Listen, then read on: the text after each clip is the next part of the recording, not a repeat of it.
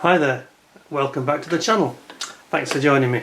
This is just a quick intro vid that I'm shooting to commemorate the 80th anniversary of the Battle of Britain. We have got just a little bit of fun really. When I was a youngster, I was about 10 years old, there was the Warlord magazine. Warlord was, take out its shiny cover, Warlord was probably, along with Victor and what's the other one? Bullet, that came out in 75 as well.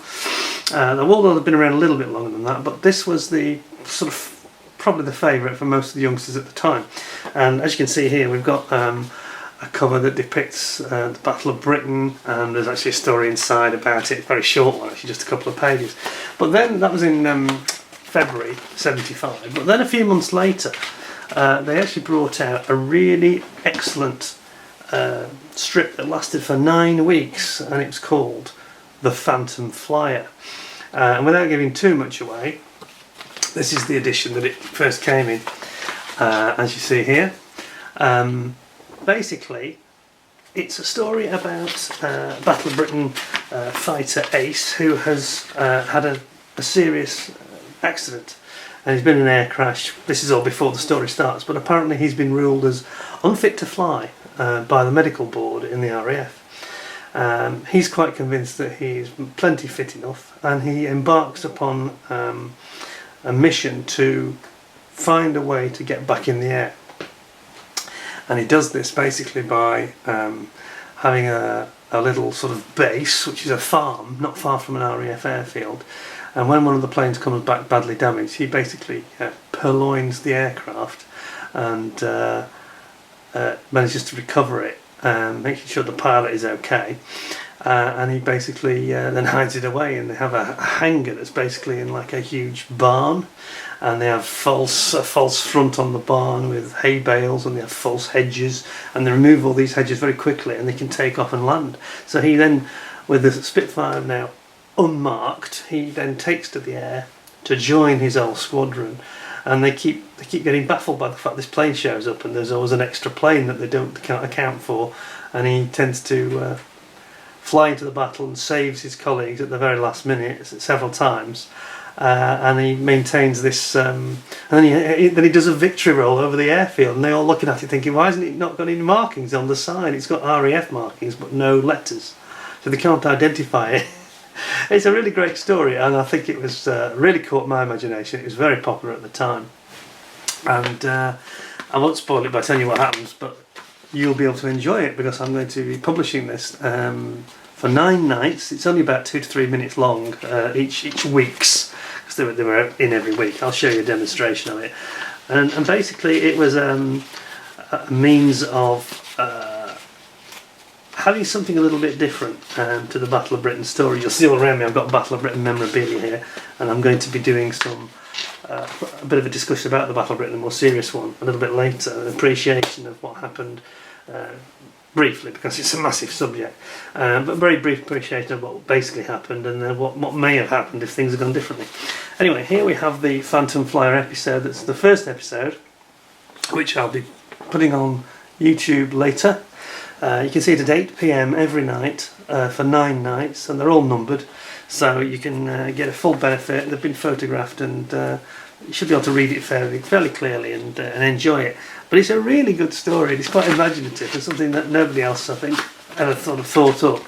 And who knows, you know, if somebody ever did anything like this in the past. It's certainly a tale to capture the imagination, and it's quite a good tribute as well to the pilots that gave so much in the Battle of Britain, and it really makes you think, you know, what if? Anyway, enough of that. That's going to be that's my intro basically. So the Phantom Flyer will be flying onto YouTube 8 o'clock tonight for 9 nights till next Saturday. You can see him every night, and I'm sure you'll enjoy it, and you'll be waiting for the next thrilling instalment. The only thing I will say that is quite funny, the artwork on these in this strip is very, very good. I have to say, brilliant, and they usually are. But interestingly, I'm just ducking out for a second to grab this one back. Interestingly, this you see the artwork we have here with a Spitfire attacking a Messerschmitt 109E. Very accurate looking artwork indeed.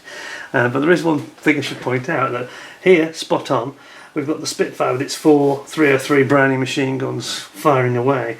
But in the Phantom Flyer, I think there's a bit of confusion by the artist, because he seems to have got the guns on the Spitfire. He has them on every picture, illustration, he has them grouped together as a 4 together like a hurricane.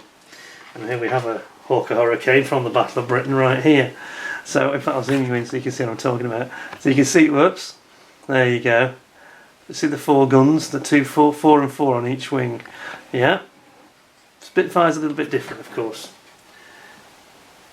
On the Spitfire we have them, they're more spread, and it's interesting that this had an effect actually in terms of the whoops, try and get this into focus for you, that would be great, wouldn't it? We're having real trouble with the camera, it's been a bit awkward all week, to be honest. So there we go, so there you see the 4 are spread out on the Spit, not the same, not grouped together. Now this actually had an impact in the Battle of Britain itself, because amazingly that added quite a lot of time in terms of getting out the ammo belts and replacing them with fresh ammunition when they were doing a quick turnaround and refuel in the Battle of Britain. And it took 9 minutes, just 9 minutes, to rearm a Hurricane, and it took 26 minutes to rearm a Spitfire, which I only just learned this a couple of days ago. Very interesting, and mainly because of the fact that on the Hurricane they're all grouped together in one, you know, they've got the belts all together, they're not separate hatches, there's just one. Spitfire, you've got to open 8 hatches instead of just 1 on each wing, so 4 on each wing. So yeah, it makes a big difference. Anyway, just a point. So you'll notice that, try and ignore the fact that the guns are all blasting away as a 4 together when you see the strip later on. And apart from that, I've got to say it's absolutely brilliant, and really excellent artwork, and some very imaginative stuff, and I think will take a lot of people back to their childhood. Anyway, hope you enjoy it. Thanks for joining me. If you enjoy the strip, please keep on with it and watch them every night. Or whenever suits you, of course, you can watch them on demand. But yeah, thanks for joining me, and I'll be back soon to talk about the Battle of Britain in a bit more detail. In the meantime, thanks a lot for your time, and hope you enjoy it all, and see you very soon. Thanks a lot. Bye bye.